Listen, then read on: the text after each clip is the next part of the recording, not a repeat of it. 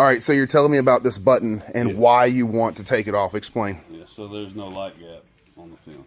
Light gap. What is a light gap for those of us who don't know? Because I'm an idiot and I don't know what that is. You'll see light instead of tint. Ah, so there'll be like a ring of actual sunlight coming through. Okay, cool, cool. Right. All right. David Crouse at Volunteer Window Tint, y'all. Even the little stuff. This guy. So David... Right as possible, it's got to be right. That's right. It's got to be right. David had already pre-cut everything for me over here at VWT the other day. So heads up to anybody out there doing bannering. If you do bannering and then you want to come get window tint, David will maybe be able to figure out how to do it, but he'll be really unhappy about it because it makes it much, much more difficult for him to complete. Huh? It's easier to tint it first and then back. Yeah. So what we did is, since I was going Friday to Kevin Bowling at Oof Brand to have my bannering done, is I came in early that morning. David measured everything and pre-cut it so that it was already measured and he didn't have to mess with the outside of the windows. So front and rear are already done. My man is on his game. Let's go. Rolling it up.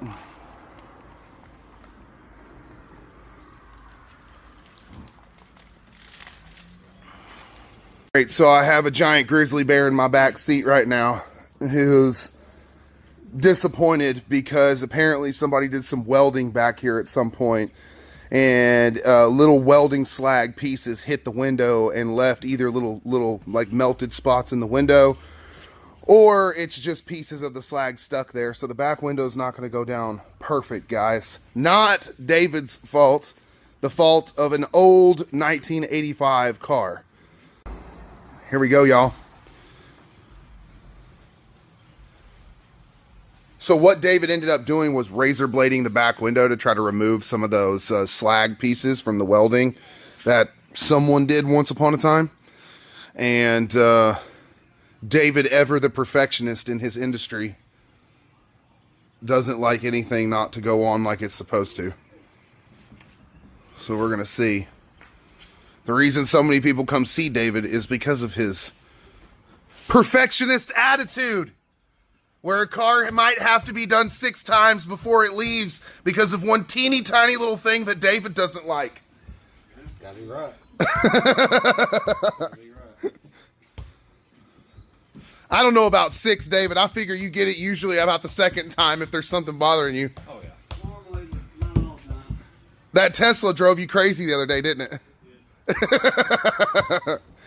We had a Tesla with super tight window sills that just did not want the tint to get down into that edge, and David wasn't having it. How many times did you redo that one window? Like 3 times? 3 times, y'all. So perfectionist over here. If you guys want your window tint done right, for sure. And look at this. I don't see one. You got all that slag off, dude. Do you see this? You were so worried. There's not one dimple, dude. It ain't dry yet, he says. Volunteer window tint, y'all. It's on the car for a reason. Let's go. VWT. Front window getting cleaned down. Let's go.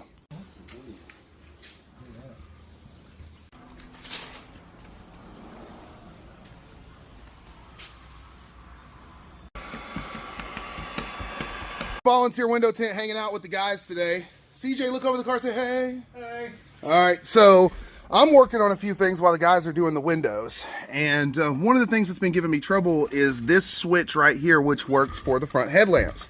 Since David's going to be rewiring and installing the correct direction, the headlamps while we're here today, I figured, hey, why don't I look at the switch? So for those of you that don't know, the switch fits up underneath the dash right here and pops out that little hole right there, and this little knobby goes on it. You twist it to do light and dim of the dash, you pull it old 80s style to turn the headlamps on and the runners on, etc., right? So just to make sure the switch was in good shape and to make sure we weren't having electrical issues from the wiring at the switch, I went ahead and pulled the switch while the guys were working. Good thing I did. One of the spring tensioners for inside the switch was literally wadded up and just sticking out the side of the switch. So that's fun. So the front windshield is done. It looks fantastic. I was getting ready to tell David this. I think it's so cool to have cars this old. 45 years old this car is, right? 40? Is it? I'm 40. Oh yeah, okay, so 40 years old this car is. Can you imagine, this is an original OEM window. In 1985, when someone bought this car, that window was in there. Can you imagine all the things this window has seen? I mean, David was saying, look at all the scratches in it. Do y'all see all the scratches in the window right there?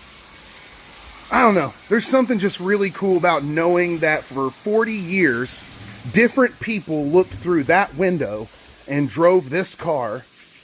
Some of them raced it, some of them drifted it, some of them, probably the first person to buy it was an average Joe, bought it for to and from work. And now 40 years later, here it is. Beamer Builds Knox has it. We're over here at VWT and we're tinting the windows. Who looked through this window for all those years? What did they see? Where did they go?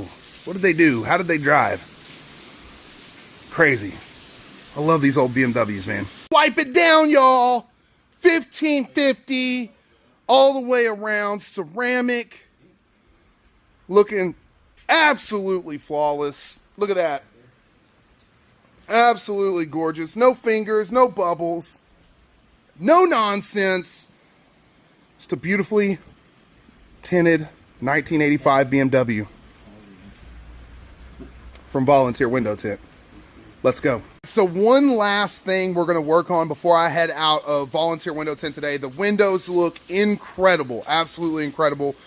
We have a weird issue with our front headlamps, guys. So what's happening is, even when the switch for the headlamps is unplugged and there should be no power running to the headlamps at all, they're still trying to stay on. They're still 12 volt hot. So David wants to try to figure out how to get to the bottom of it. I want to figure out what's going on and be educated. David knows wiring harnesses and stuff like that really well. He's been working electrical for how long, David? 20-something years. 20-something years. So I am going to get first-hand experience of David going into the wiring harness over here, cutting it open, and tracking back the hot lines from the headlamps to actually figure out what's going on. Checkers for lunch while David the man is running down this crazy issue we have with this light.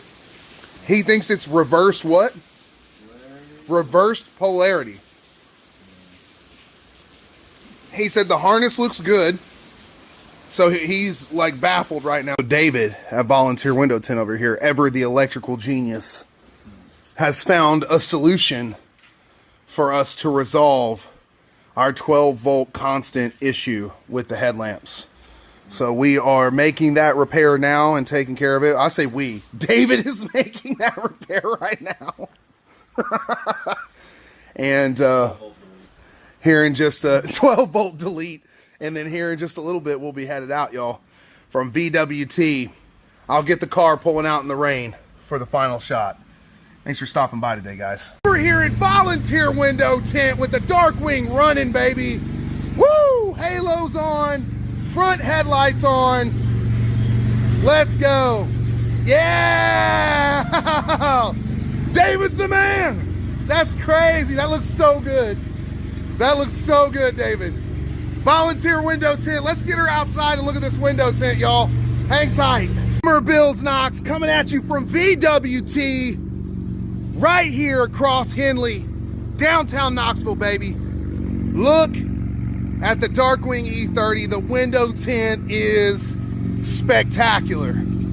If you guys need window tint, we're getting ready to go into the hot season. You want ceramic, you want it to be cool and look cool, you come see this guy right here, David Crouse at Volunteer Window Tint.